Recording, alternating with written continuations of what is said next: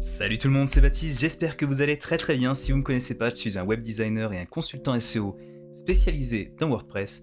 Et aujourd'hui, je vais vous montrer comment rendre vos images sur votre site WordPress plus intéressantes en utilisant un système de cache, de façon à rendre des images qui par exemple par défaut seraient carrées ou quoi, en forme de taches d'encre ou en forme un petit peu travaillée, en faisant en fait un système de masque, hein, comme on pourrait en avoir dans Photoshop, où on dit que bah voilà, il y a l'image qui est en arrière-plan, et devant, il y a la forme qu'on veut qu'elle prenne. Je vais vous montrer comment ça marche, on y va. Ok, donc on se retrouve sur la page WordPress que j'ai créée, où il y a simplement trois choses. Il y a le titre de la page, hein, tout bête, juste pour avoir un titre. On a une image en dessous, et ce qu'on fait, c'est que cette image, on va lui donner une classe, donc on va avancer et on lui donne la classe qu'on appelle masquée. Et en fait, cette classe, toutes les images qui auront donc cette classe masquée, auront derrière le style qu'on va définir ensemble. Donc ce qu'on va faire, c'est qu'on va définir en dessous de l'image un peu de style. Donc ce que je vais faire, c'est que, au lieu de faire ça comme ça, hop, et donc là, si on laissait comme ça, en fait, on allait se limiter à un seul article. Donc là, je vais voir l'article et vous allez voir que l'image est complètement carrée, elle est parfaitement normale.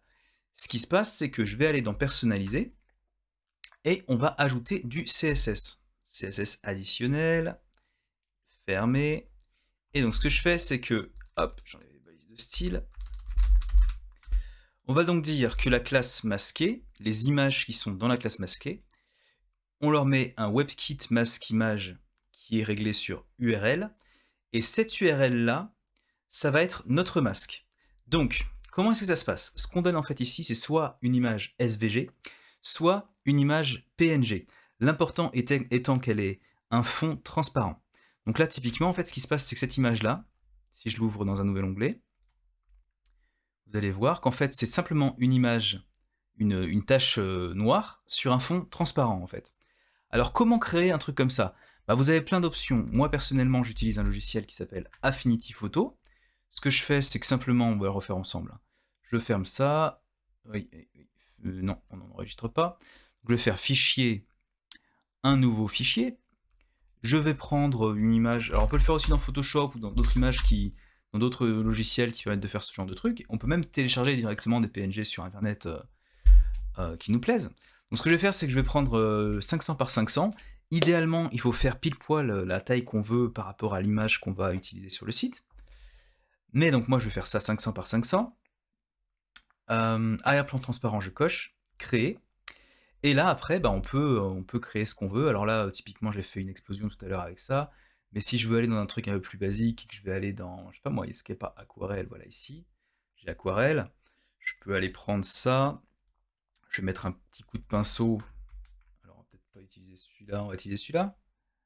Voilà, un petit coup de pinceau comme ça. Ok. Alors, est-ce que je suis en bonne couleur? Oui, c'est bon. Je vais en remettre un petit coup par-dessus pour qu'il y ait différents niveaux. En fait, plus ça va être noir, plus ça va être visible, d'accord, l'image qui est en dessous. Donc voilà. Ok, c'est une grosse tache un petit peu moche, mais bon, même avec un truc comme ça va être sympa normalement. On va faire ensuite exporter au format PNG. Alors là, je suis à 133 kg. Il faut faire attention avec vos masques à ne pas surcharger le poids de votre page. Donc je vais vous montrer une petite astuce. Là, ça fait 133 kg. J'exporte. Je vais appeler ça matache.png. Et ce que je vais faire, c'est que je vais aller sur un petit outil qui est pas mal du tout, qui s'appelle TinyPNG, qui permet de prendre une image, on la fait glisser. Donc là, elle faisait 136 au début, et maintenant, elle fait plus que 62. Donc je vais pouvoir la télécharger. Et cette fois-ci, j'utiliserai sur mon site cette version qui est plus légère, qui a été compressée par le logiciel. Donc je vais mettre ça en ligne, dans ma bibliothèque de médias. Ce qui fait que maintenant, j'ai mon lien vers le fichier en question. Je le prends, je le copie, et je vais aller maintenant dans la personnalisation qu'on a eu tout à l'heure, et à la place de ça, je vais mettre ça.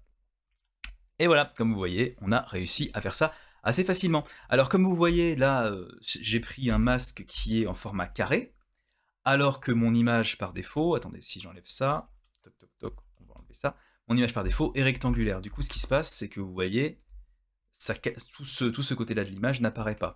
Donc c'est ce que je disais tout à l'heure, il faut connaître les dimensions des images avant d'utiliser un masque. Et typiquement dans vos designs, dans vos pages web, vous allez vouloir utiliser cette astuce-là uniquement sur certaines images. D'accord? On ne va pas l'utiliser sur une image qui est en pleine largeur ou un truc comme ça. Et même, on peut même essayer de limiter la largeur. Donc typiquement, là, on a pris un masque qui faisait 500 pixels tout à l'heure. Donc ce que je peux faire, c'est dire que maxer IMG, on peut leur dire que max width, c'est 500 pixels. Que HEIGHT, c'est auto.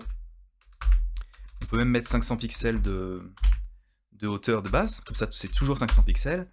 Et ensuite, on met Object Fit Cover. De façon à ce que ça ne... Là, tout à l'heure, ce qui s'est passé, c'est que vu qu'on a modifié la hauteur, vous voyez que ça s'est étréci. Ce sera plus visible si j'enlève ça.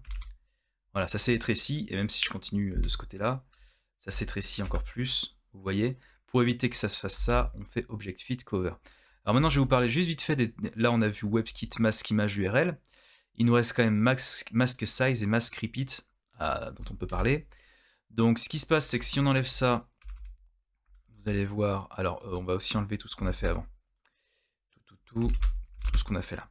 Donc là, vous voyez, ce qui se passe, c'est que si j'ai pas le Mask Size Contain, eh bien, vous voyez que ça coupe.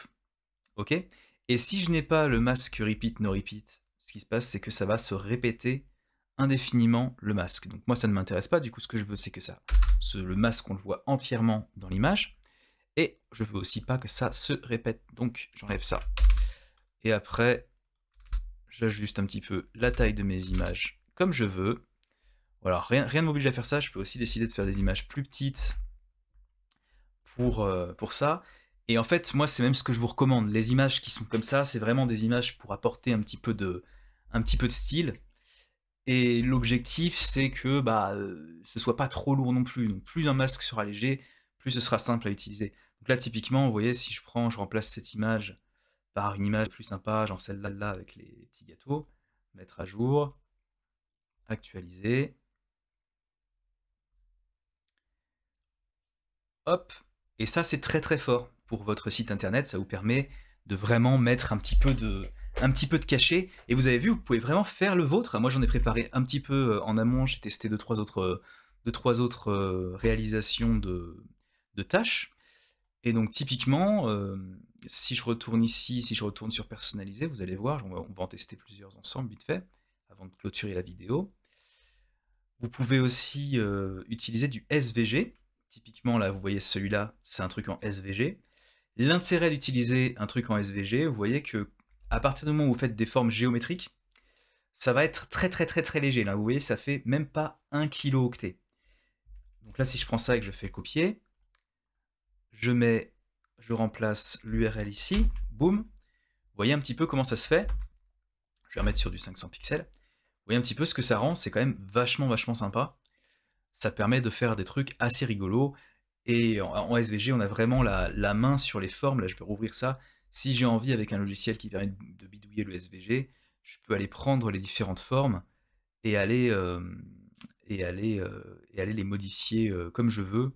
Voilà, en bougeant un petit peu les trucs et les machins. Ça permet de faire des trucs assez avancés. Un truc pour le SVG, c'est que par défaut, WordPress, il ne vous laisse pas le mettre en ligne.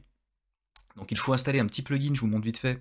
Dans les extensions, vous allez dans, voilà, ça s'appelle SVG Support. Il y a plein d'autres plugins qui marchent aussi, mais celui-là, c'est celui que j'ai choisi. Il marche très bien. Vous l'installez, vous l'activez, et ensuite derrière, vous allez pouvoir uploader du SVG dans les médias, comme n'importe où. Et enfin, je vais aussi vous montrer un petit plugin. Alors, c'est pas un plugin, je me trompe. C'est un site qui vous permet de générer des blobs, comme ça. Donc ça s'appelle blobmaker.app. Et ça vous permet, voilà, de générer des blobs plus ou moins complexes, plus ou moins grands,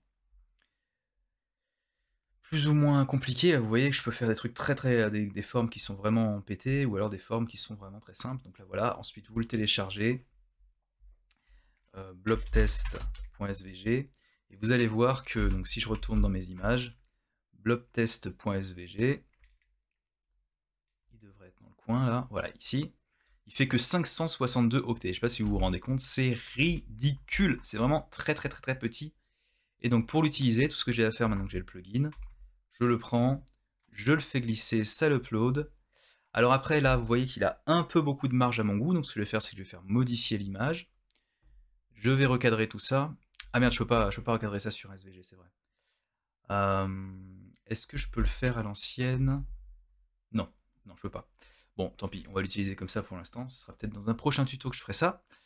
Et donc je prends ce truc-là, et vous voyez que je peux l'utiliser tout à fait à la place de celui-là. Bam! Et ça me fait une image format blob. Ok, bon bah on a fait le tour. J'espère que cette vidéo vous aura plu, qu'elle vous aura été utile. Encore une fois, bah, si c'est le cas, laissez-moi un petit pouce, ça fait vraiment plaisir, ça m'aide énormément dans les algorithmes. Et puis si vous voulez voir plus de vidéos sur WordPress, sur le web design et sur le référencement, n'hésitez pas à vous abonner à cette chaîne. J'en fais une toutes les semaines. Je vous dis à bientôt. Bye bye.